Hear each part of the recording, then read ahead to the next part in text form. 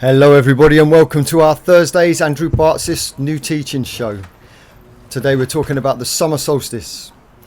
I'm Maty Waller, I'm here with Andrew Bartzis, Dale Tobin and Laura Massey. So we're here to talk about the summer solstice, but of course also for our friends on the southern hemisphere, it's approaching the winter solstice. A time when there's either the largest amount of sun or the smallest amount of sun on the planet. And so we like to promote rituals, ceremony, all those kind of things that we should be thinking about at this time of the year, no matter which hemisphere you're on. So Andrew, how did you want to get this conversation started? Let's talk about the seriousness of what a ceremony is. So here in our part of the hemisphere, June 17th through the 23rd is the summer solstice. What that means from archaeoastronomy point of view, that means we're going to have the most amount of sun in the day leading up to the 17th to the 23rd. Technically, it's the 21st is the longest day of the year, I believe, or 20th to 21st, where it's 18 hours of sunlight. Sunlight here, sun doesn't go down until after 10 o'clock in the night here. And those are the times you want to be doing ceremony. Now, do you have to do it exactly on those days? No. But you have a target range of the 17th to the 23rd. You have 6 days to get roughly in that. If your schedule is too harsh, you can do it a day after and you can do it before. But let's just, for conversation's sake of the show, you're going to do it on any of those days, the 17th to the 23rd. Now, if you are an A+ effort student, can you do one of each of those in a day? The answer is yes.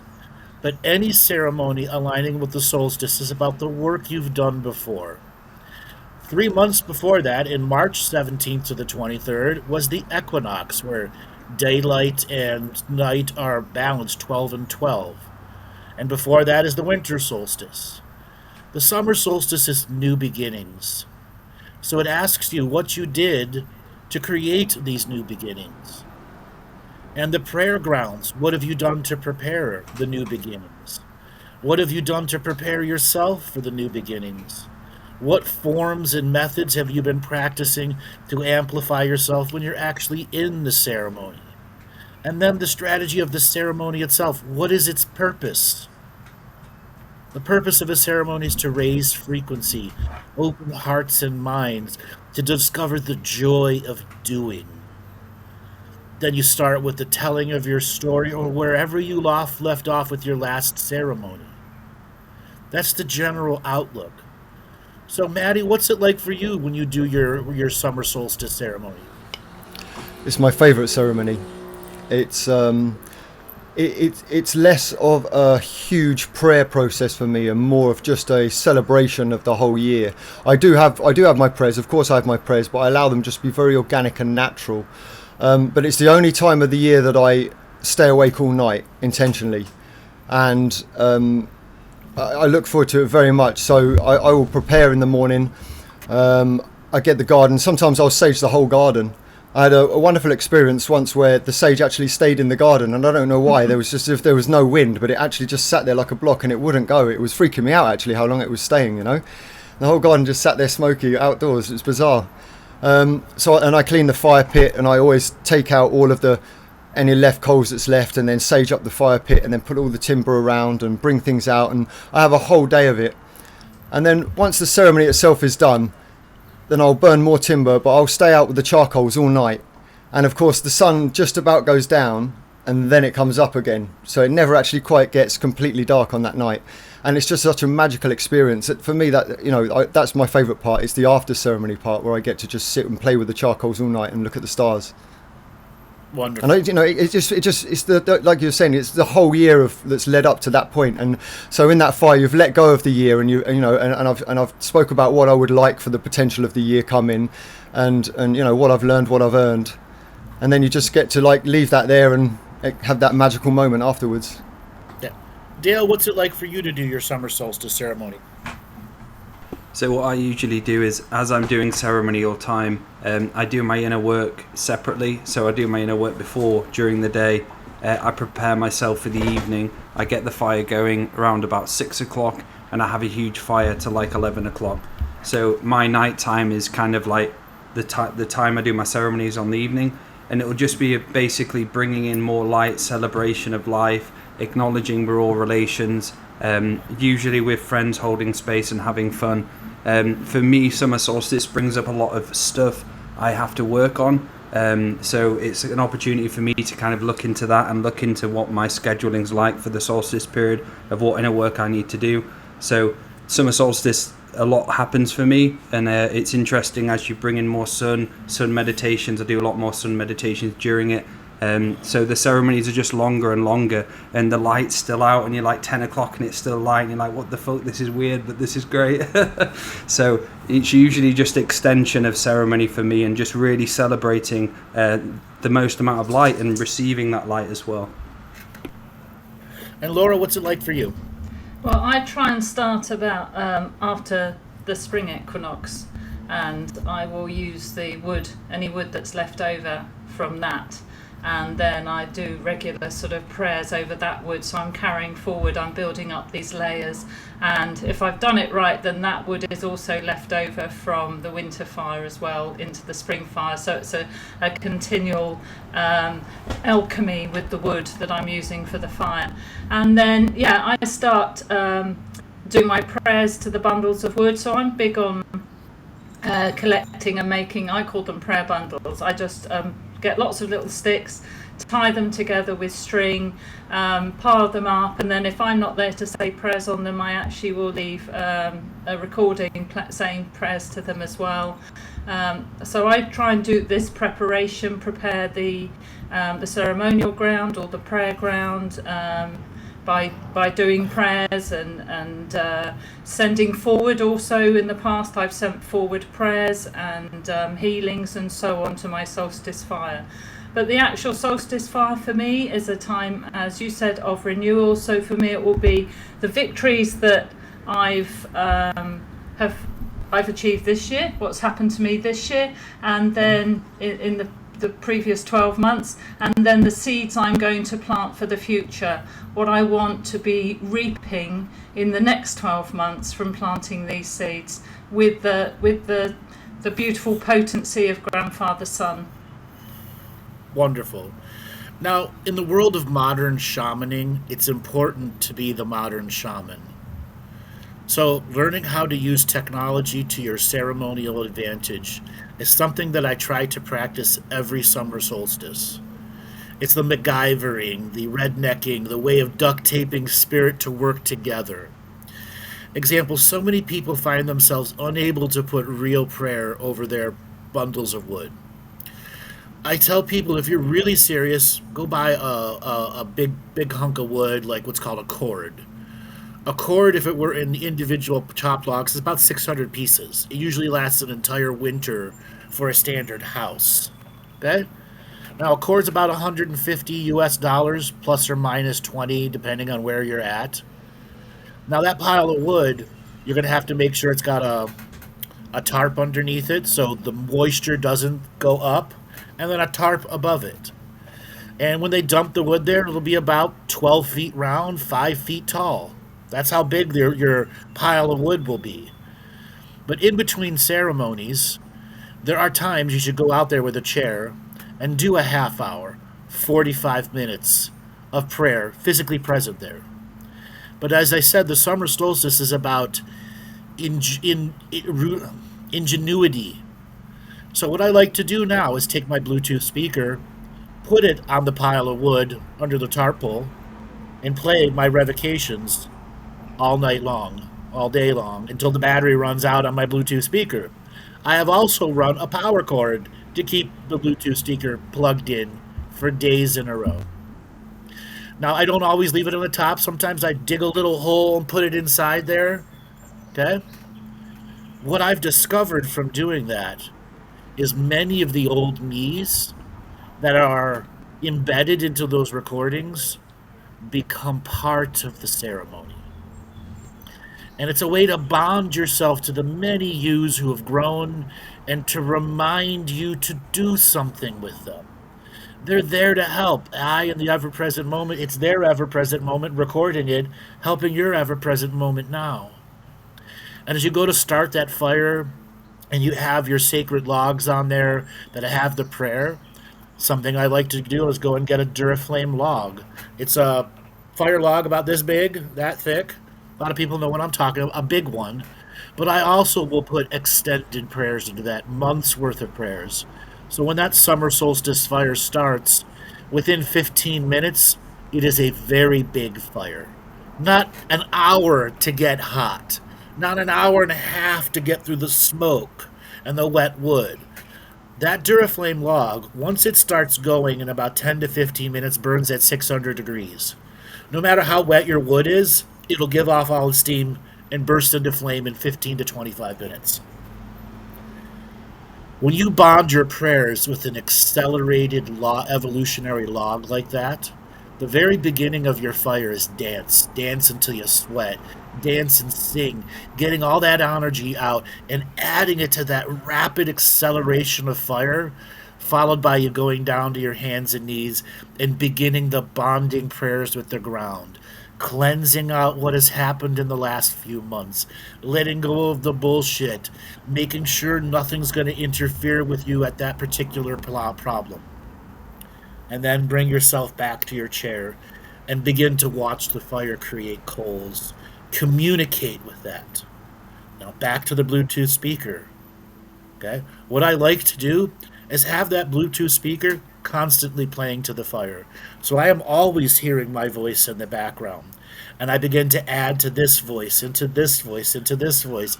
And that's my opening prayer, acknowledging the many different me's who did many different recordings and making them a part of that fire. So as I plan my future, the collective of many me's is a part of it.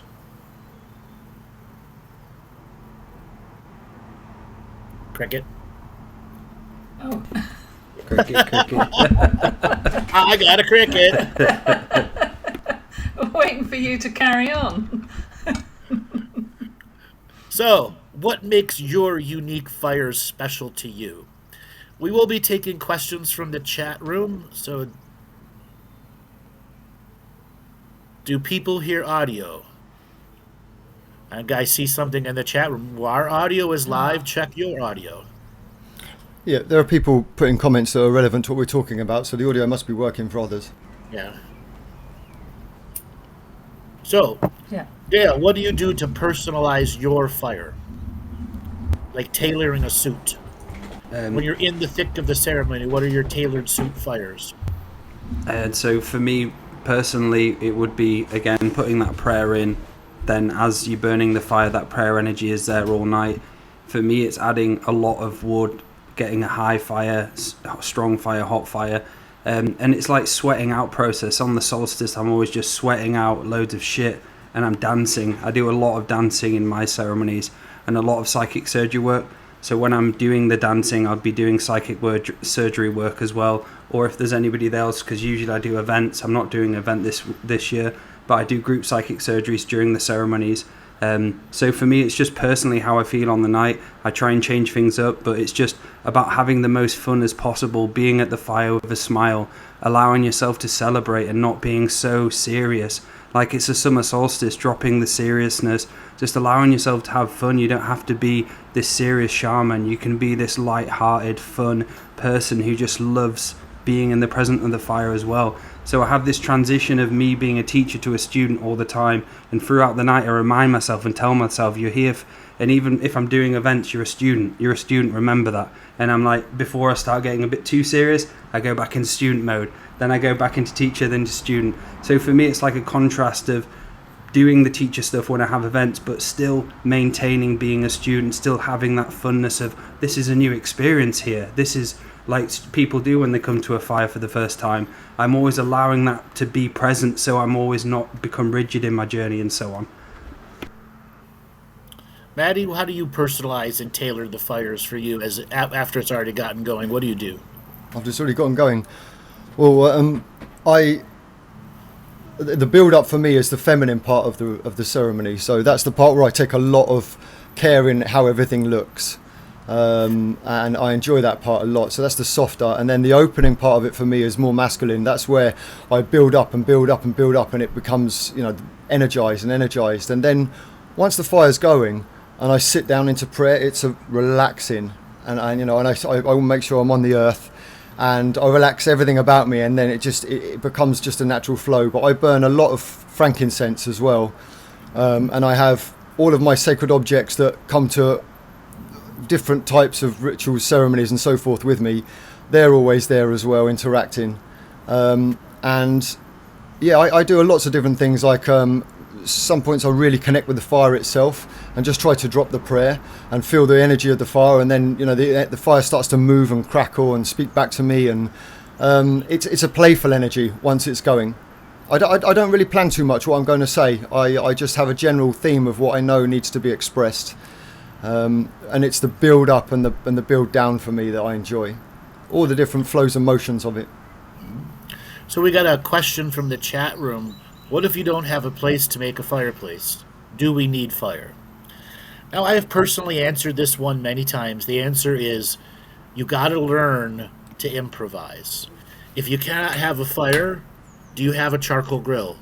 Like cooking burgers outdoor? If you do, that's more than enough. That's a source of fire. The propane can be replaced. You can put prayer into the propane. You can put prayer under the charcoal. And you can sit in front of it and put something on there and slow cook it, and that is your prayer. It's absorbing your prayer. Slow cook a brisket, smoke something if you've got an old charcoal grill. People sit out next to that stuff all the time. No one will know what you're doing unless you're hooping and hollering. Okay? And let's say you're in an apartment and you can't have a fire at all. You have a stove and a pot of water. That pot of water and the electric stove, it doesn't matter if it's gas or not, that's a heat source. That creates motion in the crystalline water. That motion itself will absorb your prayers. You can make a small little soup that you eat at the end. You can you can save that water and use it as prayer offerings to different lands and different aspects. Once again, the ingenuity is so vital for you. So even if you were in the concrete jungle in a 60-story apartment with just a stove to work with, that's more than enough. It's about the prayer time. It's about the truth that comes out of you. It's not about the accoutrements around you. Now, when it comes to people who say candles, if you can have 50 candles in a room, is that enough? Is that safe? My advice, go for the fire. If you really can't, and there's no self-defeating programs, meaning honestly you can't have a fire, then switch to the stove. Get a hot plate. Get a charcoal grill. If not, go out to a park. Get a campsite. Rent it. Yeah, and even if all of that is a no, and it's an honest no, you can resort to candles as a last resort. Now, Maty, why are candles the last resort? Because there's not really enough firepower there to increase the frequency to the point that you want for a ceremonial expression. And one of the ways that I've done it before, and this is a really great way, even if you live in a small apartment, is a single camping, I don't know what you'd call them over there. We should say stove, but it's not really a stove. The little single modules. Single burners. That single burner, that has a can of gas that goes into it, and that produces a beautiful blue flame. Now that's not going to interfere with anything. It's not going to set off any alarms. Exactly. It absolutely is completely safe for you. And if you get crystals, and you put quartz and you create like a grid going around them with lines coming in, you can amplify that even further. So there's so many different ways. It's not impossible. I wouldn't imagine, unless you lived in a room with somebody who could control you, how it would be impossible. Right. And somebody is asking sterno. I have done sterno fires before. The only thing with the sterno fires is they burn very fast. They don't burn slow. Once it gets too hot, you burn through the sterno really fast.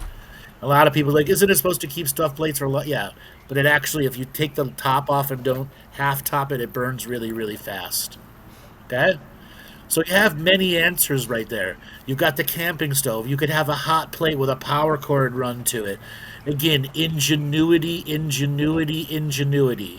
If you can get that term into you, you can have anything. Okay? Laura, what about for you? Why isn't candles enough for you? You can't get the intensity of the heat for me, so I like to burn my fires till they're white hot. And so, like you say, using the Duralog is brilliant, because that can start to get the heat going. And candles just you can't get that intensity that you need from them. You might be able to get the light, but there's just isn't that amount of heat, and you need that heat. You need that density of the heat, because you're wanting to transmute energies that you no longer want. You're wanting to be able to clear away things, and in a way that only heat like that from a big fire can do.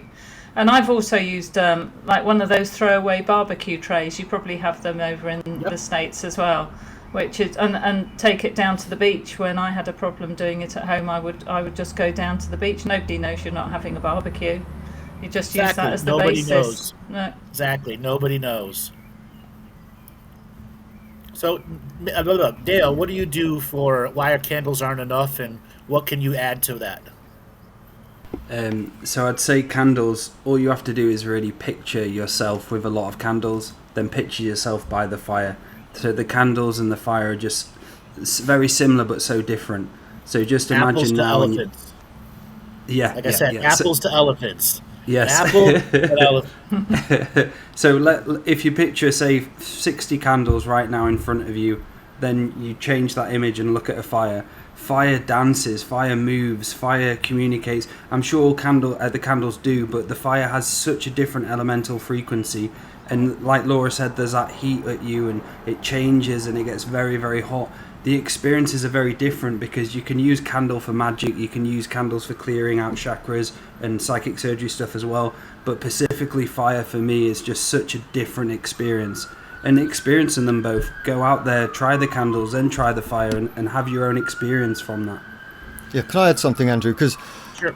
I do use candles in my practice, and I use it in exactly the same place that I use my indoor fire, but it's more of a ritualistic thing. So if I'm having one of these healing baths, if I'm doing prayers at my altar, I light a candle just to have that element of fire there. The prayers are still powerful, but ceremony is ceremony, because with a candle you go for the opening prayer, you'd light them, then you'd close prayer, then you'd blow them all out, and it's not the same as the fire. It's just not the same as nurturing a fire, having the fire, the charcoal's going down. That's the idea of ceremony. It's an extended ritual, like a ritual on steroids.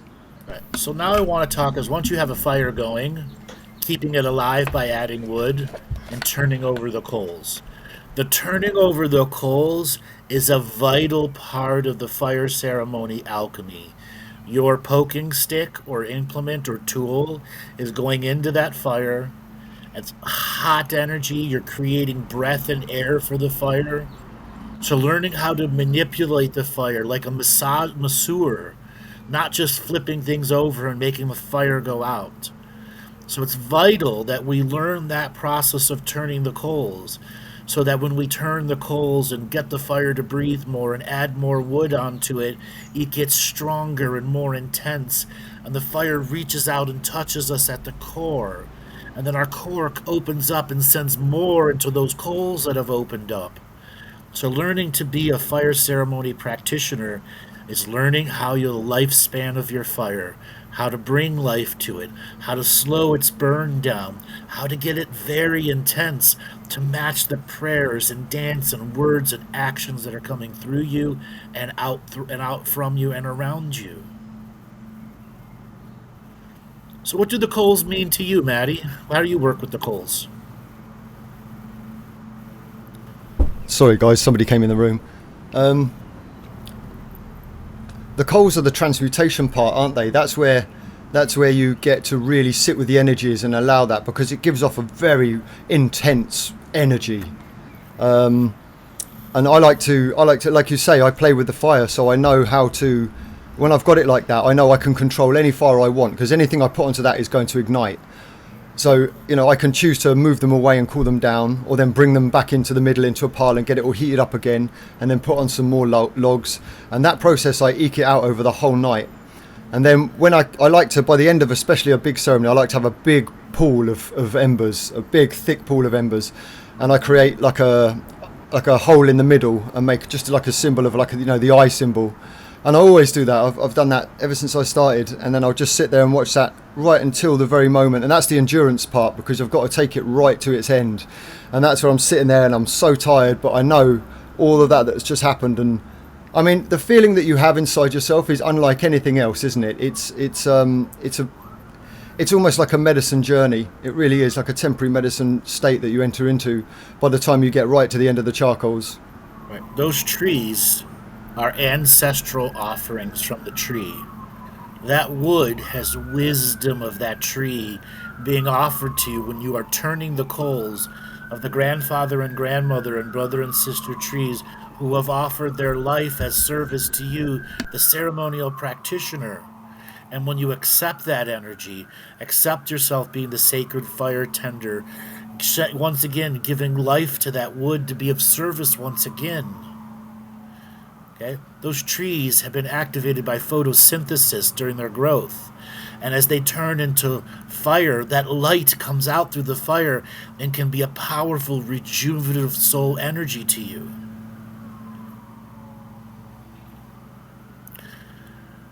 Dale, question for you. Hello.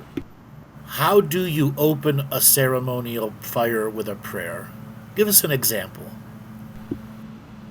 So you'd start by, I always start, well, you don't have to start from the east, but what I'd like to do firstly is get myself into a relaxed state before I call in the directions. Then I'll call to the east, where you're calling to energies of clarity, illumination, the hawk, and so on. And then I'd call to the south, the dreamers of the southern skies, the inner child.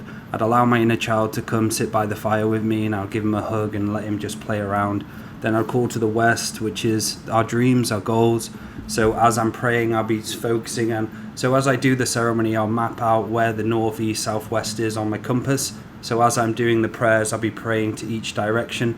So the west is the dreams, and I call to the jaguar from the west as well. The north, the grandmothers and grandfathers. So for me, it was a script at the start, but for me, it's about going into my genius with the prayer. I just allow myself to go into new layers, try and say new things. Then I'll call to the above, the galactic frequencies, the cloud beings, the thunder beings, and so on. Then I'll call to below, where I'll honor the land with blessings and offerings and so on. So each time it will be different, but it's just about going into that high frequency state with prayer and just allowing it to let go of the things which you need to detach from. So it's like, for me, as I say my prayer, I'm cutting through my bullshit, I'm letting it go, and I'm honouring everyone as all relations in that space, in non-judgment, in non-competition, and so on. So for me, each prayer is different and unique, and I've got a set of prayers, and I use the one you use, Andrew. I really like that one sometimes. I call to the eastern doorway of perception, the ancestors who live within the galactic and universal central sun. That's one of my favourite ones, so sometimes I do use that one. So for me, it's just how I feel on the day, right? What am I going to do? What am I going to say? And so on. Well said. Laura, what's your example of an opening prayer? Or setup for the opening? The setup for the opening. I like to have the prayer ground with the 4 directions. So I'll put objects at the 4 directions. And then you want me to speak? Do you want me to say like a setup for an opening give an example. prayer? Yeah, fine. Show off. So it's so I will be co-creating, with the energies of the moment. So sometimes I have to put myself there to actually feel this. So I call upon the 7 directions. I call upon the 4 winds to come bring their elements and spread the words of peace across the land. With this fire I'm co-creating on this solstice. I stand here now, Grandfather's son, as your energies are co-created within your fire that stands before me now. This fire of fires, this fire of all solstices where I have ever held a fire, I co-create with you now and bring to you every revocation I've ever spoken, every prayer I have ever spoken, all the joys of my life, Grandfather Fire, I bring now And so I may share this beautiful no time moment with you as I step out of fraud time and into Earth's natural time. And I call in all the elements. I call in wind. I call in water. I call in Earth Mother. And I call in you, Grandfather Fire. So together we may co-create the energies of the fifth world of peace. Aho. Aho. Maty, you give us an example of your opening prayer or steps to the opening prayer.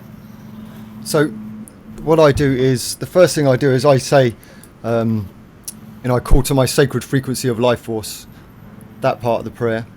The raw expression that fuels something that fuels the expression of life drive. I don't know why I can't remember it. I say it so much. So I call in that part, and then I connect to my fetus, and then I connect to the universal fetus. And then I bring in the higher aspects and other aspects that I've created, other versions of myself. So I do myself first, effectively. And then I connect to Earth Mother, the 8 directions, the 5 elements, my guides and guardians. I connect to the ancestors, and then I will burn some incense for them as an offering.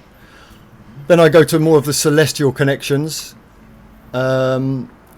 Then I go through the solar connections, and then I go to Great Spirit, and then I open ceremony. But that sounds all very mechanical. You bring everyone in first.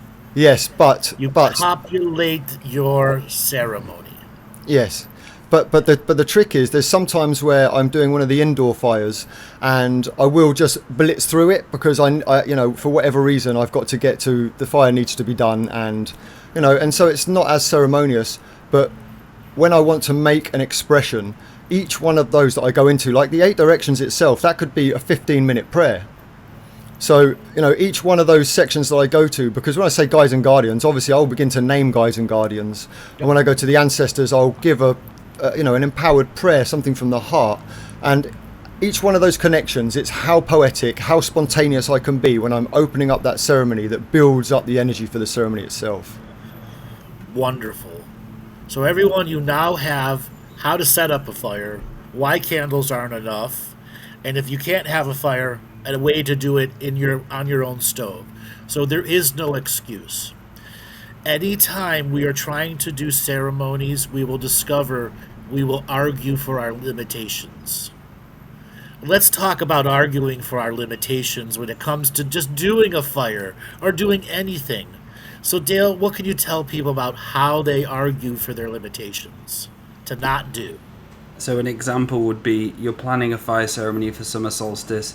It comes to 2 days before the summer solstice, and all of a sudden you're too busy. There's something going on in your reality and you don't have time to go get the wood, or your life's too crazy for you to go and get the wood, get the sage, and so on.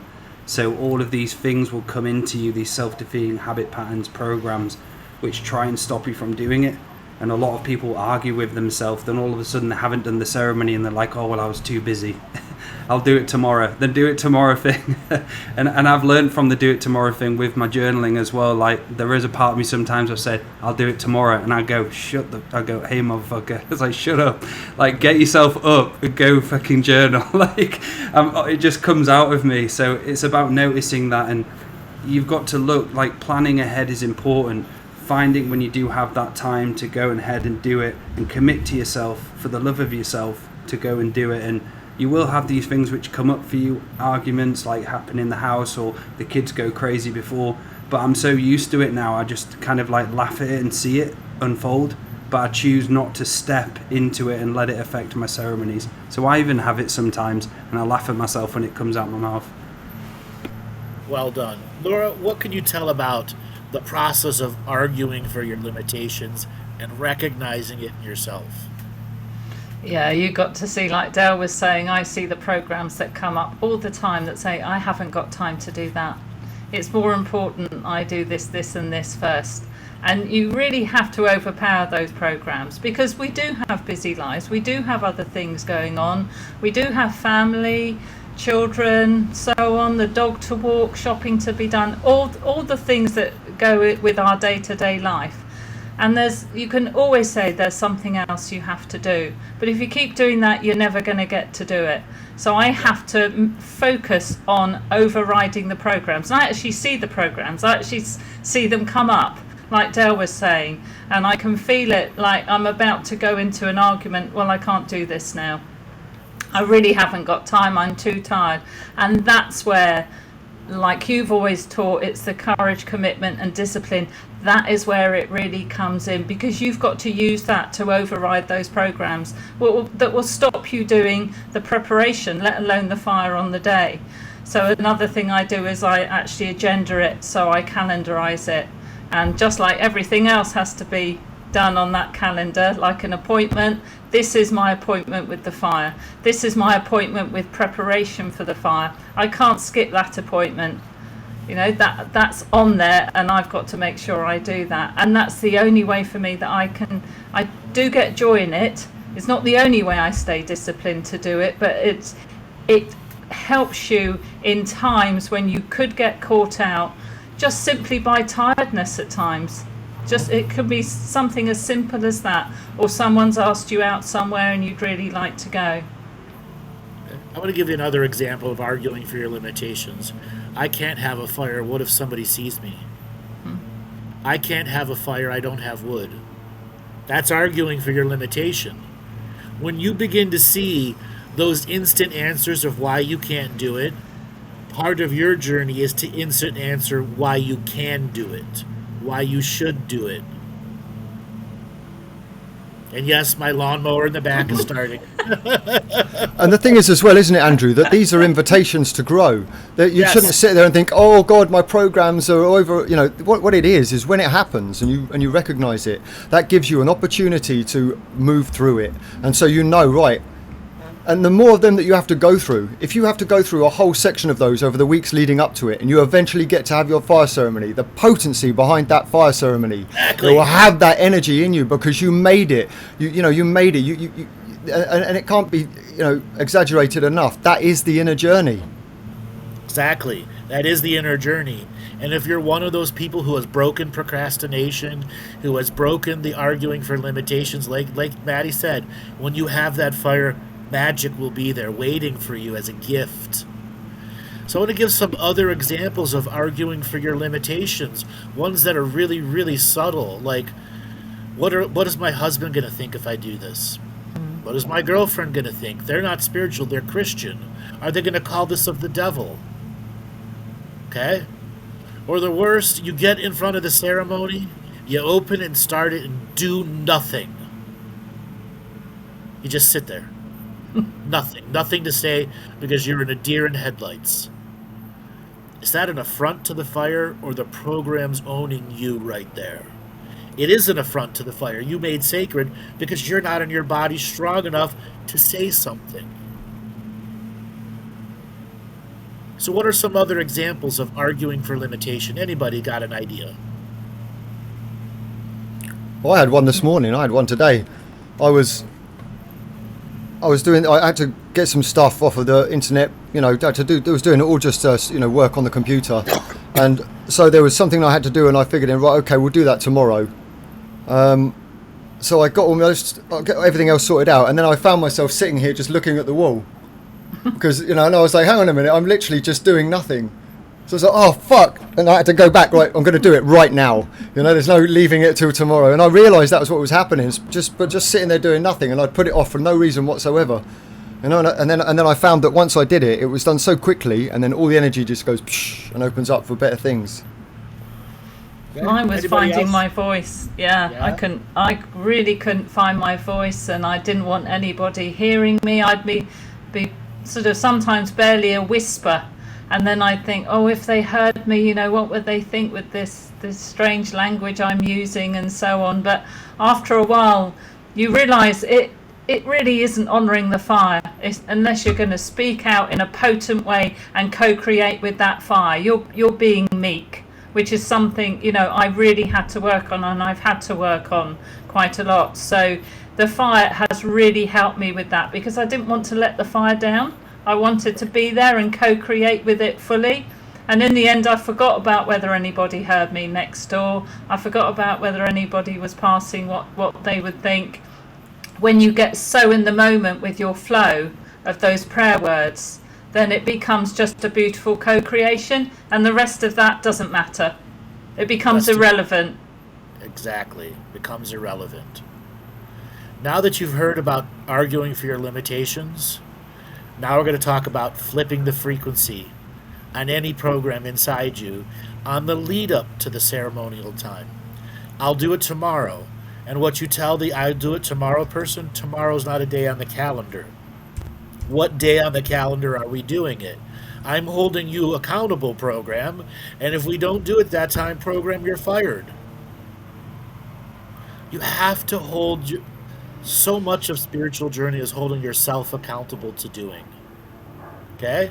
And part of the flipping your frequency is what we call due diligence in the moment. Okay? Here's another example. You've done your prayers. You've prepared the prayer ground. But for some reason, you were going to start your fire at 5 o'clock, and something gets you distracted, and 5:45 comes along, you're rushing home. Have you created an affront to the fire? No. The fire does not operate in time. It operates outside of time. During the time that the fire is burning, you are sharing a no-time presence. So if you find yourself late to your own fire, how do you make it up? You make it up by calming yourself fast, going through the journey of prayers, dedicating the awake, aware in the body you to being a part of it, making sure you're not distracted with that. Now, so many people find themselves living at a home with other family members or children.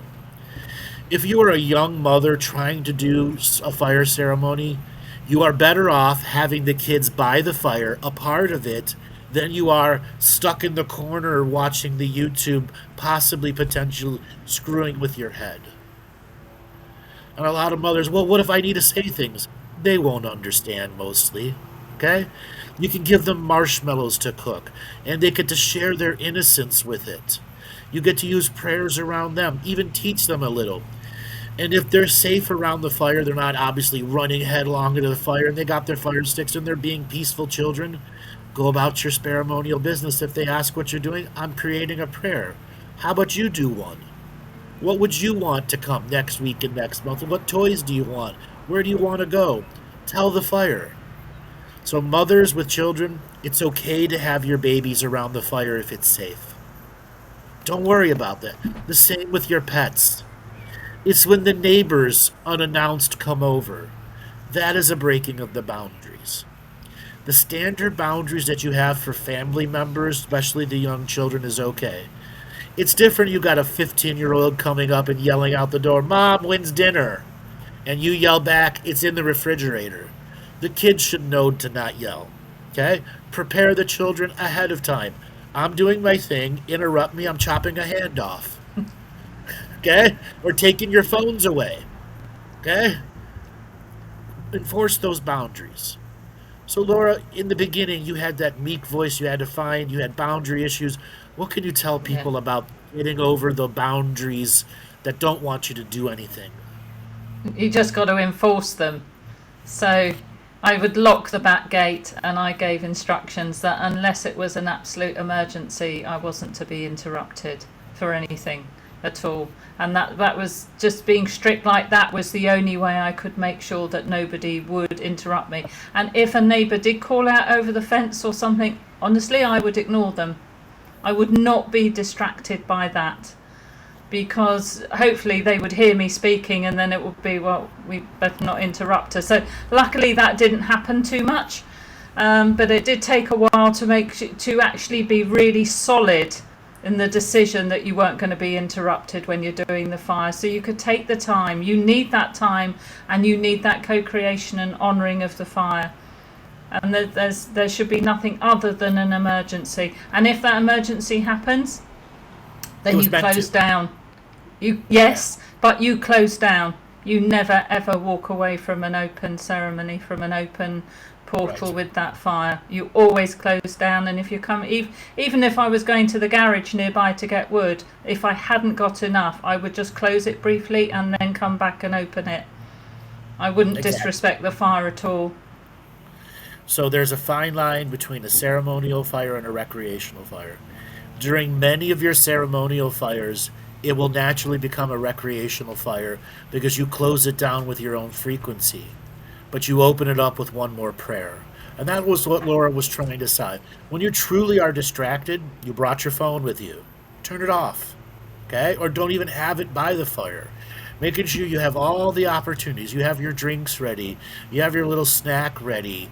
You have the music that you wanted to play in a playlist that's already ready to go.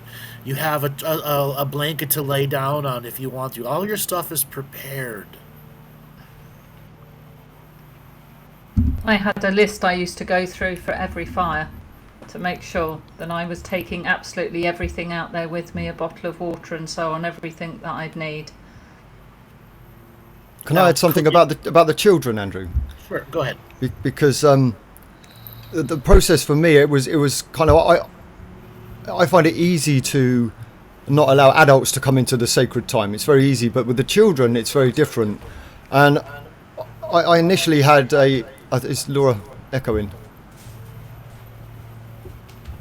There we go. I initially had I was quite strict with the children at the beginning, and it would ruin the ceremonial expression for me, just enforcing. And so there was a gradual process where I had to learn to soften and allow that to happen, but in the same time they learned what my boundaries were as well. So the more I softened and explained, they understood, processed, and then integrated.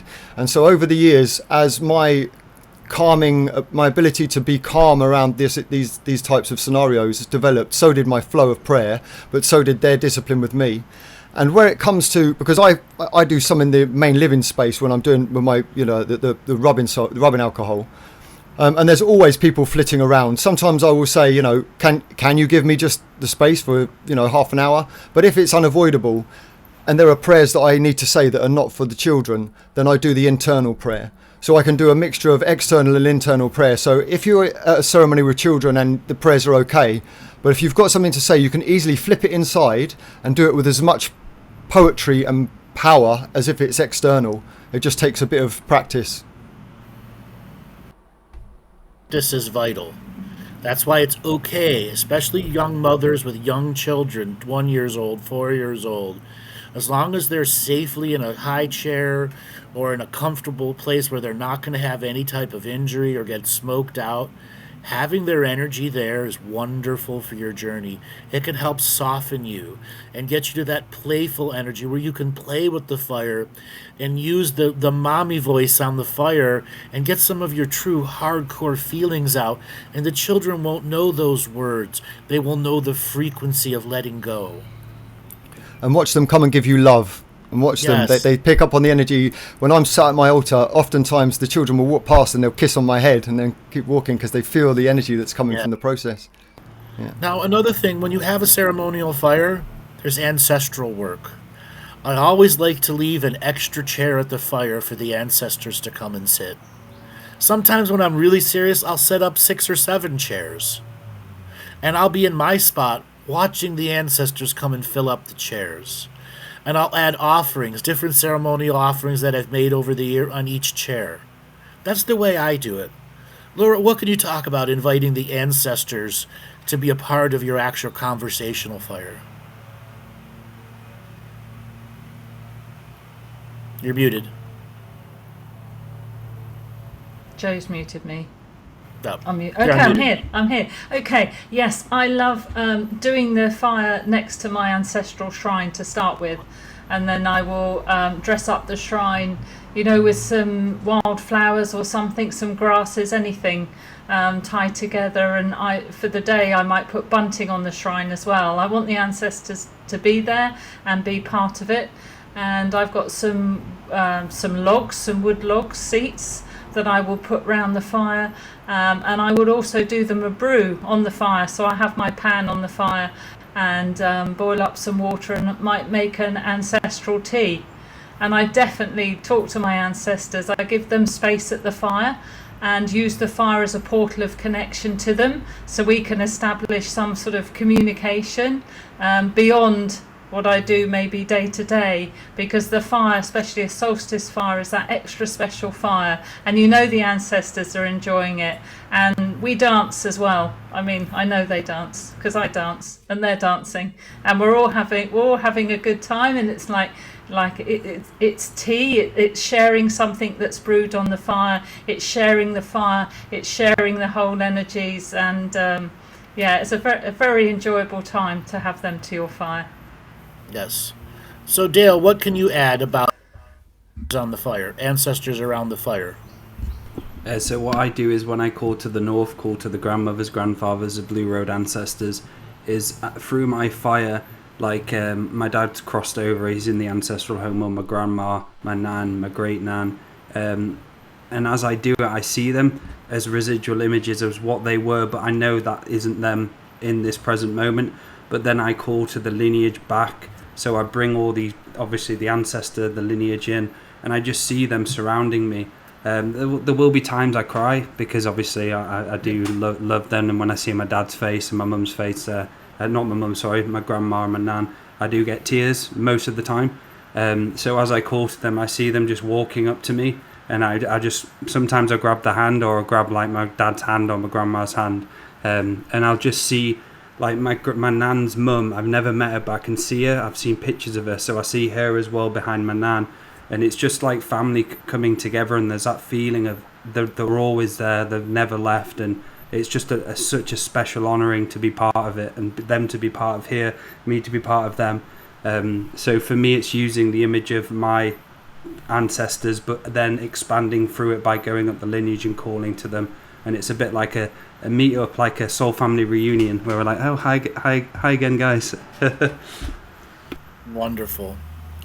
So now let's talk about the fire itself. You've brought the ancestors in, you've got the fire at the peak.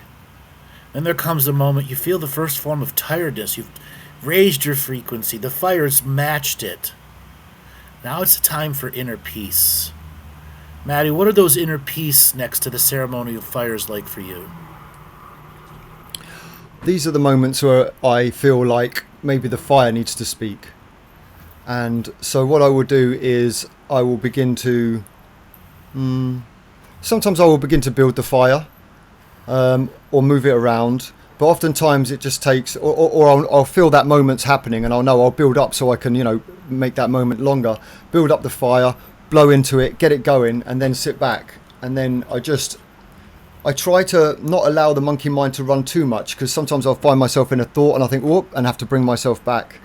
But for me, that is that point. It's where the fire wants to speak, and whatever inspiration comes from it and whatever thoughts come from is whatever comes. But yeah, it's definitely a moment of giving from the fire and receiving for our part. Important, that receiving. Laura, what's it like for you when you find yourself in that moment? It's a time for calming down and finding that inner peace.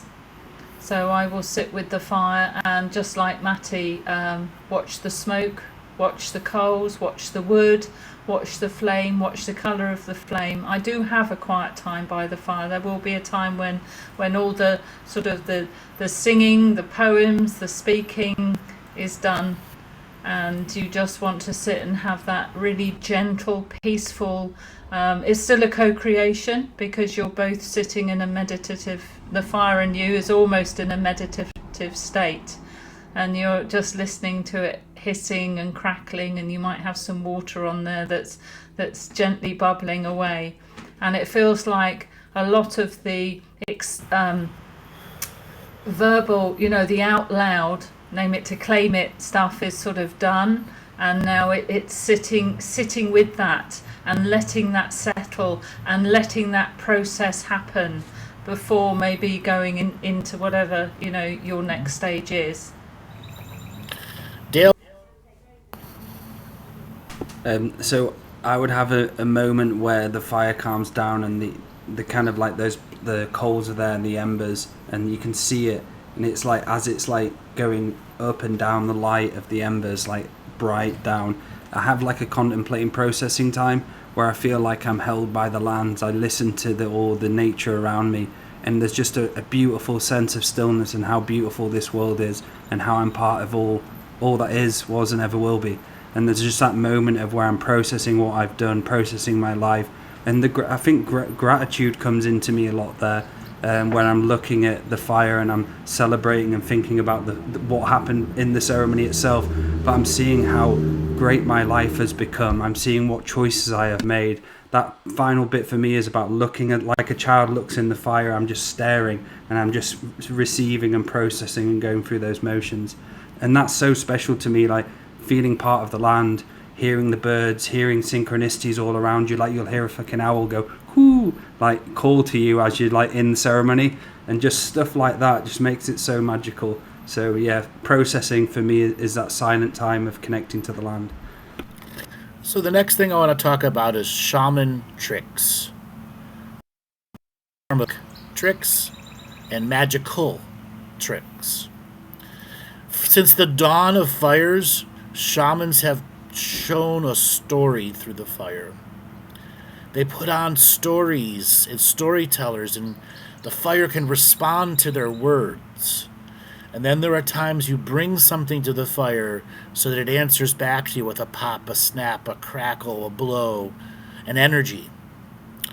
When we decide that we're going to have a real ceremonial fire, and we know we're going to go through the ups and downs of it, and the weeks leading up, we remind ourselves, there's going to come a moment where I need a trick for myself.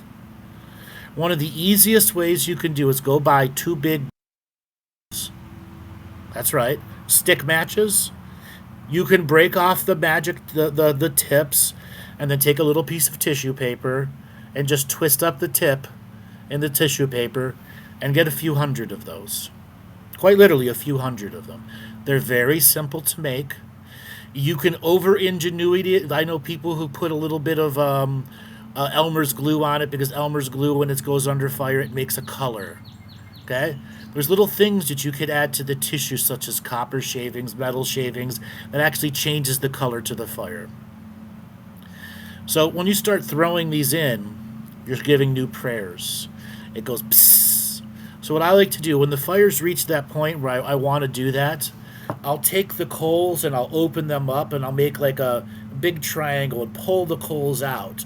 So the logs are back there, so there's a bed of coals in front of me that I start throwing my things down. But each one has the wisdom of my words coming out of it. I will overcome the next time I find myself in this situation. I send this to the future me. Okay? Now, you can replace matchsticks with all sorts of other special little shamany stuff. Now, this requires a form of safety. Okay? We've talked about rubbing alcohol in salt fires. When you put rubbing alcohol in salt, it makes a blue flame. Okay?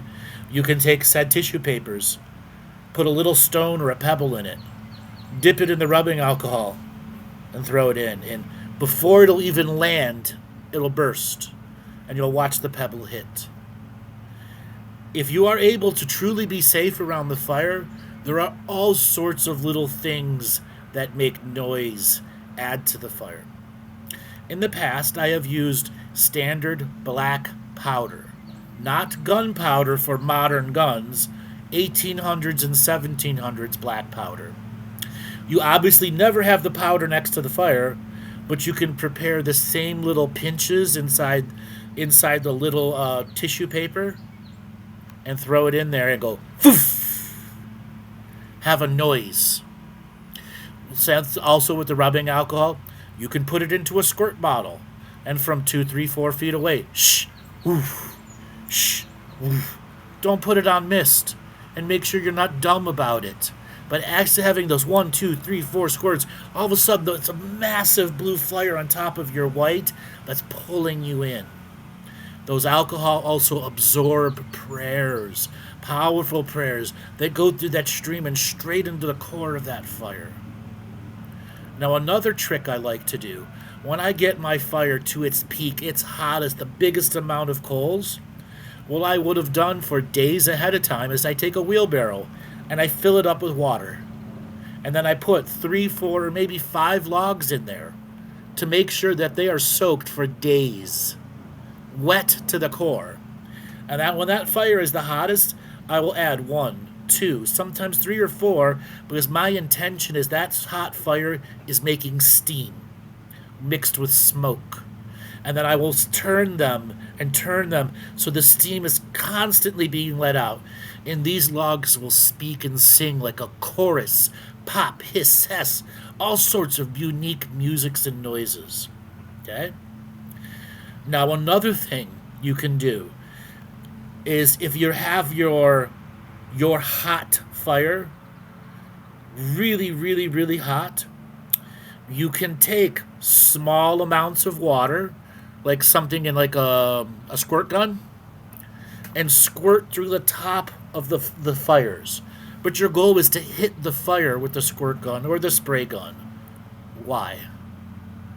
Why do you want your fire to meet that water? Because it's instant alchemization. Okay? So something as a spray gun or a squirt gun becomes a ceremonial tool of alchemy.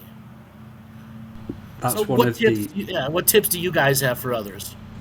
So as you're saying that, Andrew, that's one of the things I do at the end of the ceremony. I look forward to it is, so when it's finished the fire, I've always got quite a bit of water, and I'm like, I get everyone round and I was like, get ready guys. So I put the steam in and I put my arms out and I let the steam just fully envelop me. So just constant steam around me, and it's pure alchemy. It's such a fun process doing that. Laura, what about for you? I use a copper pot. We used to have one in the restaurant, so I took it outside, and it makes the flames go absolutely some amazing colours. And then Green, purple, really, just beautiful. And then fill that with water and some stones and grass and earth or whatever added to it from the land to get that connection, and then sort of enjoy the steam that's coming up alongside the smoke. And with the rubbing alcohol, soaking crystal salt in the alcohol, I used to use a separate little baking tin to one side of the fire, so I had that blue flame alongside the main fire. And another point of alchemy was I used to have the fire under the tree where I took the wood from, so you'd get all those layers of the smoke and the prayers going through the wood that you would then going through the tree, and you'd then collect the wood from that the next year and use that on the fire again. Okay.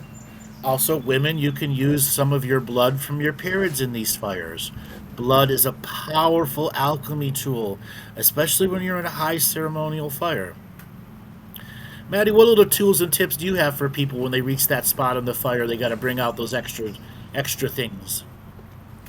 I'm just really inspired by what you were saying about the soaking the timber. I've heard you mention it before, but I had much more imagination with it then as to what it would be like as it begins to sing and crackle. So I haven't really got much to add to what you guys have said. My own magical processes are slightly different. They're not really that kind of thing. But one thing that I do is I will put any timber that I'm going to use around the outside of the fire itself, and I build it up. So as I'm burning the timber, that energy goes into the wood that's all around it, and especially when that starts to go as well, and it can start to pop and crackle, and then eventually what happens is as the fire's going, one piece might burst into flames, and so that piece can go on, and it's just being playful with it really, and then the language that you use comes quite spontaneous. And I use rubbing alcohol as well. When the fire's, if you get to a point where the fire's dimming a little bit and you want to all of a sudden light up the atmosphere, I keep some on my altar that's always charged with the prayers at the altar, so I'll bring that out and just splash a piece and it'll go and right. So now we're going to talk about cooking over your ceremonial fire. So Dale, why do we want to cook over the fire?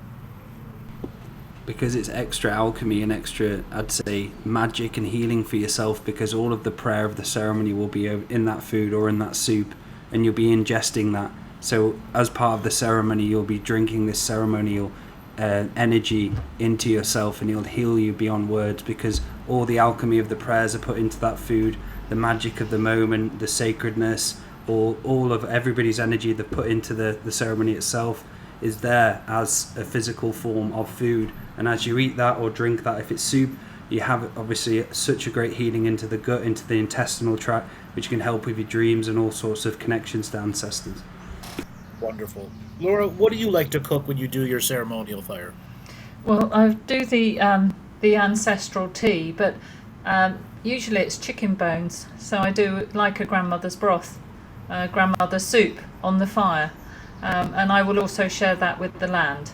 So I put in the bones, the carcass, the chicken carcass, and whatever else I have really, some veg and some herbs.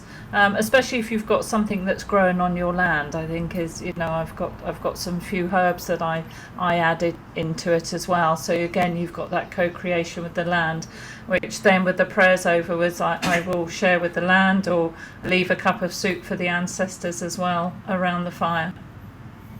Okay, Maty, how do you do with cooking around your ceremonial fires? So that's the last thing that I do. I don't do it all the time, but when I do it, it's the last thing right at the end. So I've had my evening, and I know the charcoals have gotten to the point where that I've only got a couple of hours left in it, maybe, or an hour or so, and I'll cook some chicken, usually chicken, but whatever I have in the freezer, whatever I've got there at this time, but chicken. And when I've had that whole night, done my ceremony, watched the charcoals, out smoking in the garden, watching the sun come down, and sometimes I'm not even hungry.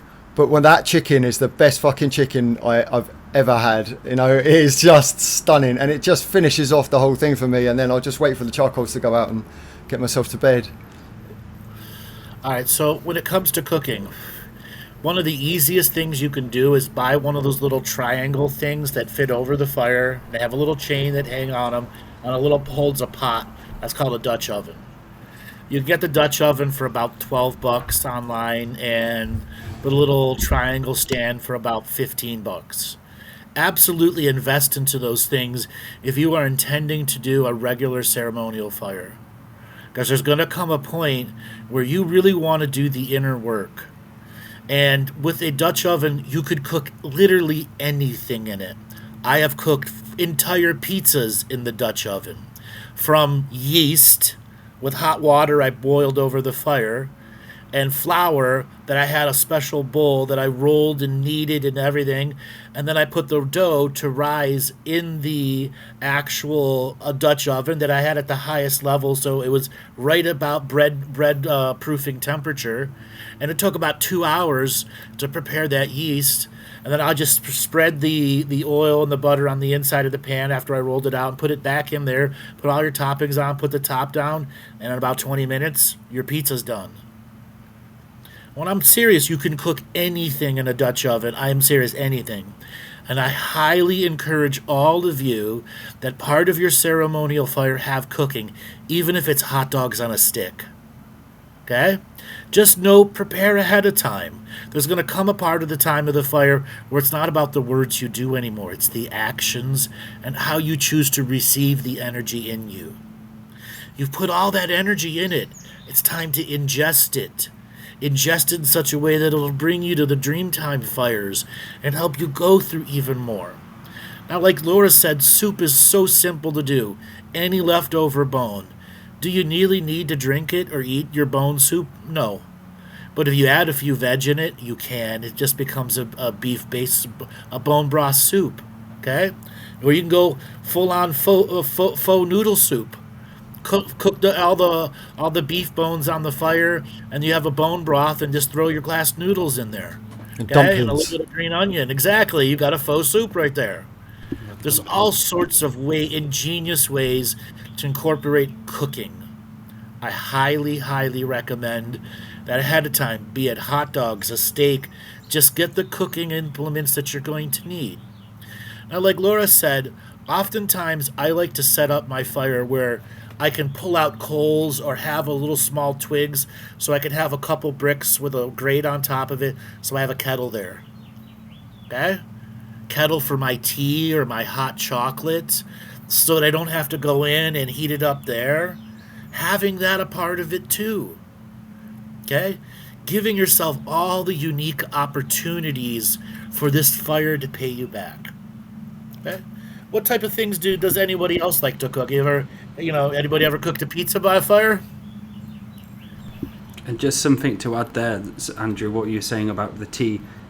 So I used to go for a fire with my friend, and I used to meet him like twice a year, and we used to have the fire, and it was like a tradition of getting teas, like herbal fresh teas, put it in a cup. Then you get one of those sticks in the fire, and we always have the kettle on, and there's something so special about it. Was like, right, the tea's coming. Like it was like there's some so different when you have a tea when it's actually above your sacred fire and you're ingesting it, that it's such a special alchemy. That's Such a special alchemy that's done. I like to do cacao ceremonies by my fire. Cook the cacao over the fire. I like to have a piece of meat or something that's on a stick, and I just hold it into the fire and cook it like it would be, in ancient times. If you were just by the fire and you've got your piece of meat and you've got what you've got, and just take my time. Exactly. Cook it the way you want to cook it. Okay? Now that we've talked about fires, and we're getting to the point where the ceremonial fire is ending and it's beginning to naturally convert into a recreational fire that we're not ready to close down yet. Let's talk about some of the normal recreation we can do as we've transitioned from the sacred side to the recreational sacred side. What are some of the things that you guys like to do around the fire after that process has begun? The first thing that I do is put music on, but that's just me. I'm probably a music addict actually, but that'd be one of the first things I do. So I'll get the tunes out and just set the atmosphere, and then I'll roll something up and then just sit there and just allow the evening to take its natural course. I'll do anything. Sometimes I'll dance. Sometimes, especially when the sun's gone down and there's no one around, I'll get quite motivated and move around and, become like a child in a way. Laura, what about you? Sometimes I might write, and sometimes I might just do some drawing, take some crayons out there or something and just doodle and just get into a really relaxed co-creative mode with that fire, because you've had all those energies, and it's lovely to channel them just a little bit into something very creative, isn't it, as you're by the fire. And sometimes I might just chat to the fire about everyday things, just rather than it being full on ceremonial. Right. Just like the fire is a friend that you're just talking about your day with, or your plans and things like that. The energies come and go, don't they? They fade, they come and go. And yeah, what about for you?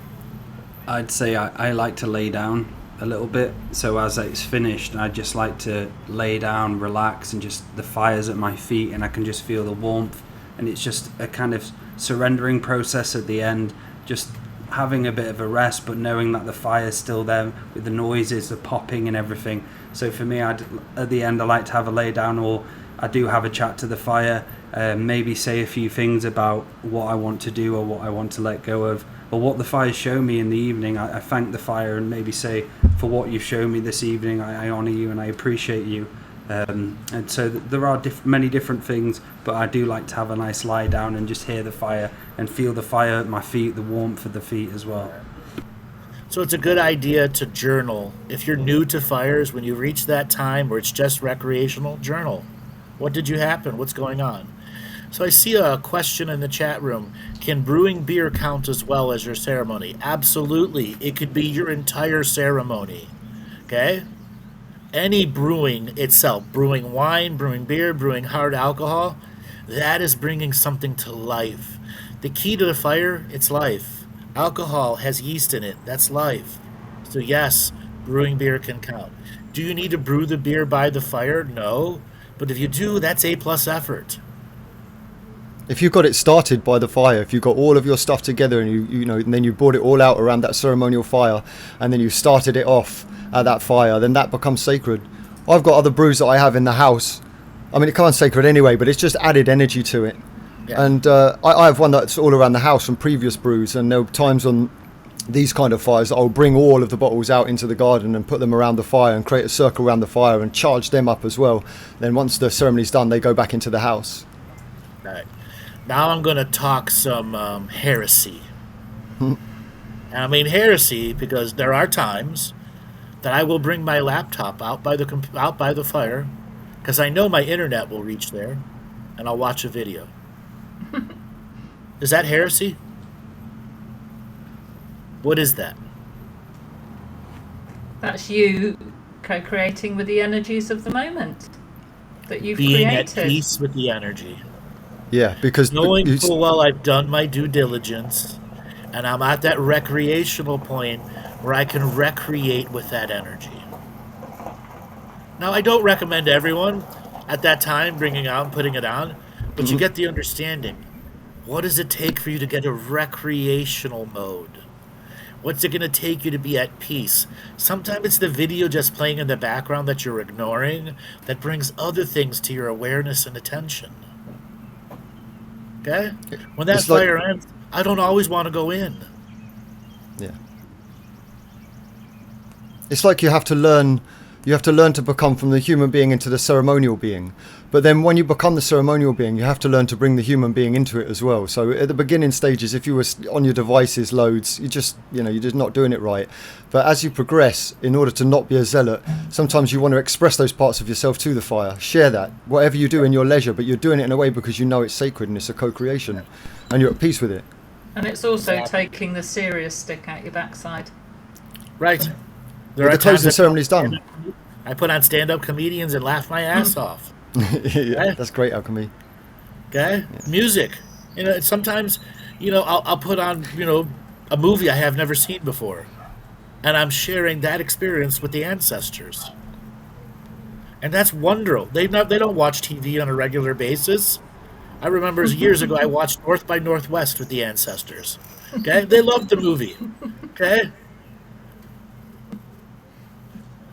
Taking that serious stick out of your ass during the ceremony of times, it's such a vital part of the journey. It's as important as prayer itself. Because the more serious you get, the harder it is to be relaxed and be in tune with yourself and just let yourself flow. And when you're relaxed, you can get to that heart-spaced awareness. And that's what really gives you that connection of the moment. Exactly. Now let's talk about closing the ceremony down. What does it mean? Maybe guys give an example of how you would do it. We'll start with Maty. Oh, gosh, I was only talking with somebody about this today. And I feel that maybe I need to spend a little bit more time on that part of my ceremonial expression. Because for me, it's almost like I've had the build-up, I've had the orgasm, and now I'm smoking the cigarette afterwards. And it's almost like already in the cab going home.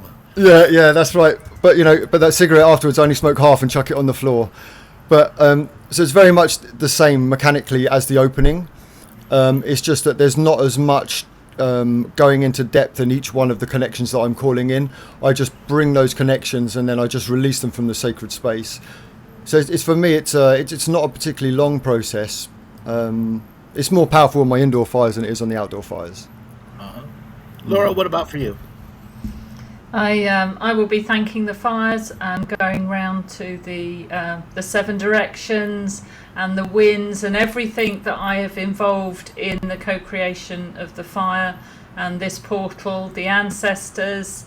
I will just sort of name everything again and close it down, and especially the fire. So I probably save the fire till last. And thank Grandfather Sun, because Grandfather Sun is the fire. The fire is Grandfather Sun on Earth. So I would be maybe just do. Sometimes I have a little poem or something I say at the end, something that I've written about the fire as an honouring to that fire for the service and the co-creation and the joy that we have shared together. Acknowledging its part in my journey, its part in my solstice. And always just closing it down with a lot of honouring and a lot of thanks. Okay. How do you actually put your fire out? Sometimes I don't. I don't put my fire out because if I've closed my fire, then I've closed the sacred space, done everything, all the honouring, then I will step back. And I just leave the last few coals or whatever there burning away. I quite like that. I quite like to go to bed thinking of those last coals there. And I might look out my window and say, oh, it's still there. It's still sort of like burning away. There seems to be that connection I want to have into my dream time. I have the same thing, but there are people who live in other areas where they can't do that. So when it comes to putting out your fire, bucket of water, okay? But just understand, when you have a hot fire, the majority of that water is burnt off into steam, and there's still a lot of heat left in the fire, that it will start again. And just like Laura said, you'll come back the next day and it's still smoldering and still smoking. I have had fires that 2 and even 3 days later, if you just brush off the ash and put dry wood on there, it'll relight itself. Okay, that's how much heat is stored in there. So there's a technique, if any of you are having fires out there in like public woodland areas. My friend who's like a bushcraft instructor showed me it a few years ago. So when I'm doing them in forest, and you need to close it obviously so it doesn't look like you've been there, what I do is, as I've put loads of water on it, I'll separate it with my feet and I'll start to kick it to one side and spread the fire out. And all of a sudden, when you spread the fire out and start kicking it in one bit one way, one bit the other way, the oxygen and everything in the fire goes out. Add more water on top of that, because you don't want you going away from a fire in a public place and it's hot and all of a sudden it starts a fire. So if you are in that predicament, sometimes I have the fire in my gun, I leave the fire out in a fire pit. But if you're in that situation, there is a way where you have to put loads of water on it, then you have to kick it, all separate it. Then you'll see like the hot embers and you pour more water on those big bits. Then as I've done that, I always look like I've not been there in a public place. So I always put everything back to normal as it looked as I got there. So the next year I'd go and I'd be like, I'm the only one who can tell I've been there before, because there'll be like a little log somewhere hidden I've put behind a tree of the last year's fire in autumn, and I'll grab it and put it back and I'll be like, hi guys, I'm back. So obviously a hose is the best thing. You turn it on, how much is enough? Until it stops smoking, until it stops smoldering. But there's also something to understand. You just did a ceremonial fire. Put it out slow or put it out fast. It's all going to be up to you. Because the next time you restart that fire, the energy in which you closed it down is a part of what you opened it up. So what I found out when I hose a fire down, when I go to restart it the next time, it's pissy. It doesn't want to get started right away because I put so much water to clean it out real fast. Okay? And that's from me in personal experience. So I have a hose because of just safety rules, and where I'm particularly at, or in many of the other places, I just got the 100-foot hose, just paid for it, so that I always had it there. It allows me to refill. I don't have to go inside. Just having that. And then a few buckets of water, 5-gallon buckets or whatever that you have, that you can put the final closing prayer into. Thank you, Fire, for giving me all of this unique and wonderful opportunity. I look forward to greeting and telling you my story the next time. But today is the end. And thank you once again as you add the water and end the story of what that ceremony was. Now, when a ceremony ends, is it really over? You're inside your house. It's the next day. What's going on in all of you? It definitely doesn't end, because it bleeds through into the future. So like 2 days ahead of time, you're just under that special feeling of like, it's just nice. You're in that comfortable ceremonial feeling 3 days, 4 days ahead of time, but you're still connecting to that fire with even a thought, even a feeling. You're there again and you're bringing it into your life again. It's incredible how I feel the next week when I've got work, doing shows and so on. I just feel so different. Yep. And in dream time too. I find I have wonderful solstice dreams, Yes. and other fire dreams, but most really at solstice, probably my most potent fire I do, and then the dreams are wonderful, connecting back Maty? to the ancestors. Yep. Maty, for you? Well, because I stay up late, usually I'm very tired the next day because it puts me out of whack. But I have, just a real feeling of calm and peace, and it's much like doing a medicine journey. If you were to have done a medicine journey and then the next day you wake up, very much the same sensation. So I'm just gentle with myself. Don't really do a lot. I can sit around and watch stuff and just allow the energies to settle in. But there's most definitely something that remains. Yes. So, in general, if you have an outdoor fire pit or a container or whatever, After a number of ceremonies, you will get something that looks ashish. That's known as potash. Potash is powerful alchemy. I highly recommend that you save it, and if you're a gardener, you use it as a nutrient, you use it as a soil replenisher. It's powerful to put prayers in and spread the potash as offerings to the ancestors. The same thing with little nuggets of dark coals that are left over. Pull them out and wrap them in a ceremonial thread or yarn, and then you leave that in the land as an offering to the rest of the ancestral spirits. Okay? And one last thing. In the industrial age, coal fires were common. Now, you can still find coal out there to be bought. When I was in construction, I would work on these houses from the 1880s, early 1900s, before natural gas lines were run. So everything had coal chutes. So during my construction career, I gathered quite a few large chunks of coal, like 25, 30 pounds. So at the end of construction, I'm looking at all this stuff after a season, and I must have had 30 coal rocks like that. And I'm like, well, that's enough coal for like 6 winters, okay? So what I ended up doing was taking eyeglasses and a sledgehammer and slowly broke it down. Just to warn you, if you're working with coal, it is extremely sharp, extremely shreddy. So you got to make sure your hands and your eyes are covered and protected. But you break it down, it'll break into these little pebbles, almost to powder, and you can use that. It will make your fire going from hot to holy fuck, that's hot, instantly. So over a regular basis, I have broke off a chunk of coal like this and been able to put it in the fire and just watch the whole fire that should take 6 hours to burn in an hour.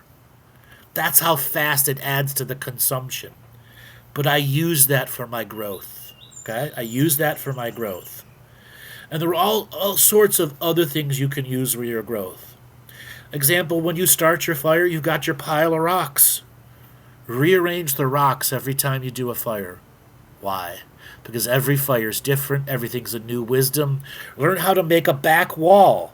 It doesn't need to be completely round or just a handful of small, but tall in the back. The back reflects the heat forward and changes the way the wood burns. Having a tall one, a tall thing, so all the heat is reflected back to you. Or get some bricks and build it up and make sure that there's airflow inside it. And what you'll discover by doing that, making those your little Legos to play with, you will learn the next side of constructing the perfect fire pit and fireplace. That's next level alchemy when you're adding that stuff to it. Anybody else have any final tips, tools, or techniques they'd like to add to people? Not really. I guess just like if there's anybody out there and they're thinking, they don't really see the value of ceremony, what you're actually going to get from it. It just shows that you haven't done enough of it, because it really is. It's food for the soul. It is. Without it, you just would end up overwhelmed by the energies of your life. Especially if you're in a path of transformation, you need that expression. You need that release. And when you're, hands and knees rolling around in the dirt, covered in coal, all smoky and worn out, it's just the best feeling ever. It's like having 10 therapy sessions. It really is. It's a natural way of being, isn't it? I've collected stones from different sacred sites and used them around my fire. And maybe I was lucky enough to have a tree that from where I was born. The land I was born on, so I was using some of the old wood on my fire and so on. So you can be quite inventive and creative about where you actually get your wood from as well, or your stones from, or anything that's related to the fire. Exactly. So now I want to touch on something else here. We will be leaving for Scotland. Brain fart there. We will be on tour, so we will be having some replays on. But to let people know, we're doing a special healing retreat. You're going to be in York. We're going to be doing our combined therapy. We talked about this last week. We'd have a number of people that have already inquired. We have one space left open for the 22nd of July. Laura, do you want to talk about this real quick? Yeah, what we've got is a day of combined healings. So we've got craniosacral therapy, we've got PEMF mat, we've got Lucia light, and we have the flotation tanks. So if you want any information on all of those, I'll happily send you the email. So on the Saturday the 22nd, we're only able to accommodate 4 people. And we will all be there on that day, and you'll have back-to-back treatments. The idea of combined therapy is that, say, if you start with a craniosacral therapy, then you get really relaxed, and then that can open up your subconscious to receive either the PMF mat or the Lucia light. I've experienced all of these, so I know how wonderful sort of life force enhancing they can be, all these treatments. And the beauty of doing them back to back is you get a really intensive healing. And then we will also do some other days while we're in York. So we're in York for about 2 weeks, so we're going to incorporate some other days where Maty and Dale will come in with psychic surgery and light language, and I will do some ancestral balancing CST. It will all be in the private invite that we will send out if you apply to me. So Right. there And might be 1 or 2 more dates we can do that on. Yeah. And during the weekdays, we'll be offering a special service, schedule dependent. Right now, we're just going to call it a concierge service, so it's going to be schedule dependent. We also have access to a hyperbaric chamber. So if you were able to do 5 in one day, a cranial sacral therapy, a float tank, a hyperbaric chamber, pulse electromagnetic therapy, and a Lucia light all in the same day. For those of you that want to have a tailored, unique experience for that, contact Laura. Laura will put up her email address. So if you're interested in that intense combined therapy, or you're just not able to make that Saturday, we will have a specialty arrangement schedule dependent on what's available. But we're trying to feature this combined therapy so that these multiple therapies back to back to back actually have a chance to help you go through that body reset, opening up to that next level.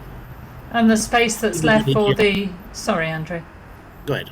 And the space that's left for the 22nd, that includes a free half-hour session with Andrew at a later date online as well. Yeah. So, Laura, once again, to give your email, it's right there. It's Laura Two Feathers at you. It's right on the screen there for everyone. Okay, so Yeah. if you're interested in the 22nd or during the week, we will be in the city of York for roughly 2 weeks, or a full weekend and 2 weekdays. We will have some unique times open. So, if you're one of those people that want to go to the next level of consciousness exploration, here you go. You want to tap into the health and wellness. You want to change yourself. Come and join us for those healing journeys. Yeah, we'd love to have you there. All right, everybody, let's call it an end to the show. Maddie, you want to give away for people to get a hold of you? Yes, okay, so the Two Feathers Medicine website is going to be closing down soon because we're going to be updating, moving to another platform, but it's coinciding with Scotland, so we're not sure how long it's going to run for. So you're not able to purchase products on there at the moment.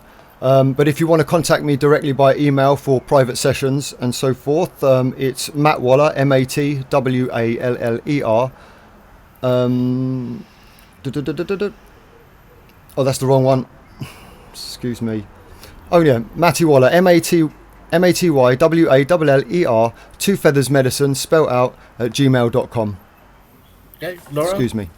So just use my email, Laura2 with the figure 2, feathers at gmail.com, and I will be back on Sunday with Solstice prayers for Prayer Sunday.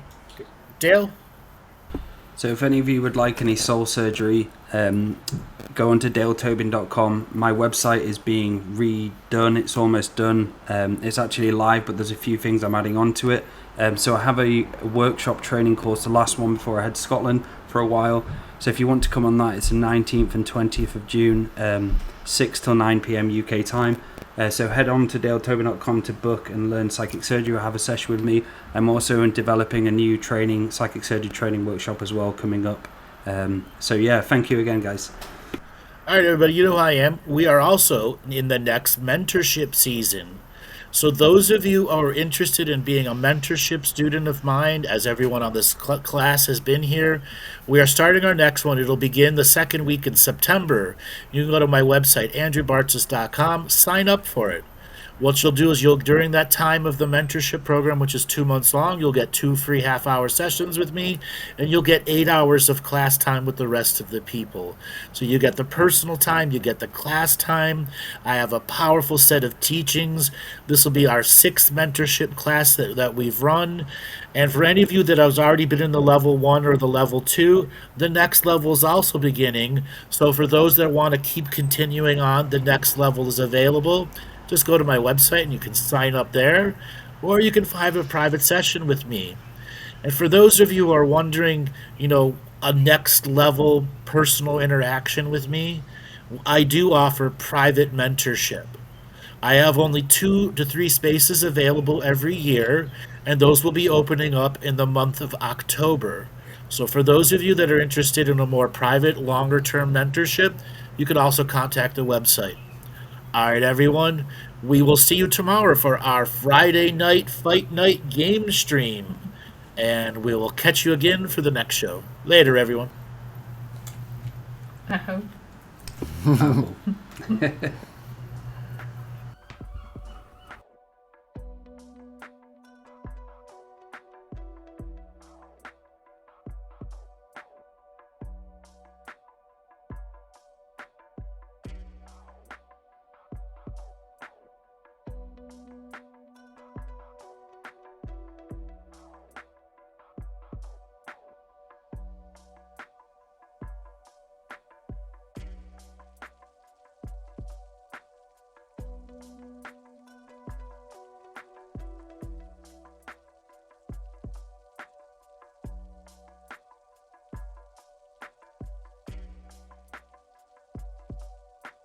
Healing comes in many forms, all the colors aligned. You are free as a dove when you choose, a sovereign state of being. And allow this product to work with the 7 color chakras in our own energy system. Meditations can trigger DNA wisdom and memories in light, out-creating our limited chemical memories. So sit back, relax, as we take you on a journey of light and color.